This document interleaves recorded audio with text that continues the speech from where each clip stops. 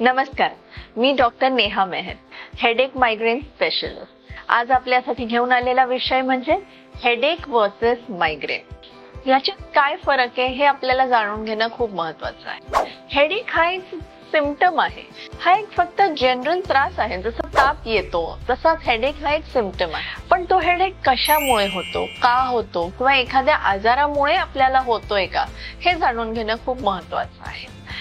Normal headache जो असतो त्याची तीव्रता बऱ्यापैकी कमी असते, खूप जास्त भयंकर असहनीय वेदना त्याच्यामध्ये होत नाहीत। Over the counter painkiller medicine घेऊन तो हेडेक कंट्रोल मध्ये येतो।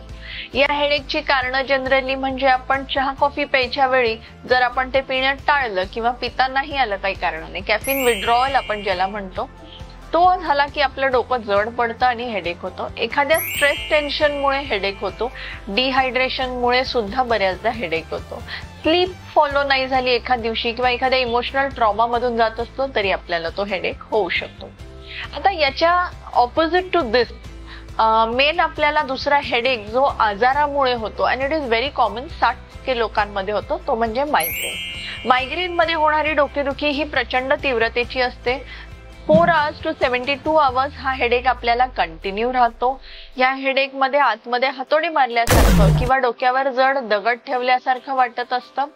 हा हेडेक होण्यासोबत याच्याबरोबर आपल्याला काही सिम्पटम्स होतात, जसं की उलटी, मळमळ, चक्कर आल्यासारखं वाटतं, मान दुखते, आवाजाचा व उजेडाचा प्रचंड त्रास होतो, चिडचिड होते, डोक्याला मुंग्या आल्यासारखं वाटतं, हातापायांना मुंग्या आल्यासारखं वाटतं, डोळ्यापुढे भुरकट दिसतं। ह्या सर्व गोष्टी मायग्रेन मध्ये होतात।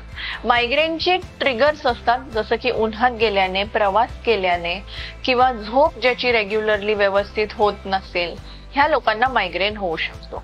काही अनअवॉइडेबल ट्रिगर्स पण असतात मायग्रेन मध्ये, जसं की वेदरमुळे, वेदर चेंजेसमुळे, आपल्या हॉर्मोनल लेवल्समुळे किंवा हॉर्मोनल चेंजेसमध्ये, मेन्स्ट्रुअल सायकलमध्ये मायग्रेन हेडेक होतो आपल्याला।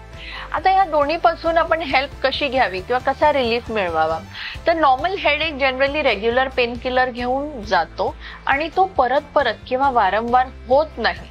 जर तो आपल्याला वारंवार होत असेल तर definitely it is part of some disease आणि तुम्हाला मदत घेणं गरजेचं आहे।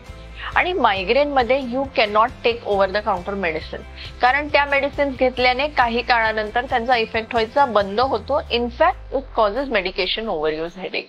So specific migraine related treatments किंवा मायग्रेन रिलेटेड मेडिसिन्स घेणं with proper medical care and help गरजेचं असतं।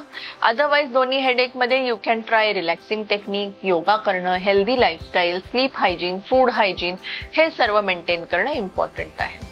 सो दॅट्स द रिझन की तुम्ही हे सगळे तुमचे हेडेक, त्यांचे ट्रिगर्स ओळखा आणि करेक्ट हेल्प सीक करा। थँक्यू।